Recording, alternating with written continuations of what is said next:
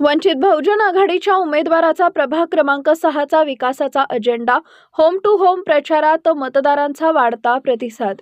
प्रभाग क्रमांक 6 मधील समस्या कित्येक वर्षानंतर आजही कायमच आहेत। या समस्या सोडविण्यासाठी वंचित बहुजन आघाडीच्या उमेदवारांनी विकासाचा अजेंडा तयार केलाय। त्यासाठी वंचित बहुजन आघाडीच्या उमेदवारांच्या पाठीशी मतदारांनी उभे राहावं असं आवाहन वंचित बहुजन आघाडीचे युवा नेते सचिन शिराळकर यांनी केलं आहे। प्रभाग क्रमांक 6 मध्ये सोमवारी दुसऱ्या दिवशी उमेदवारासह वंचितच्या कार्यकर्त्यांनी होम टू होम प्रचारामध्ये आघाडी घेतली आहे। या प्रचारादरम्यान मागील 5 वर्षात विद्यमान लोकप्रतिनिधींनी विकासाच्या कामाकडे दुर्लक्ष केल्याचा आरोप प्रभाग क्रमांक 6 मधील नागरिकांनी केला आहे।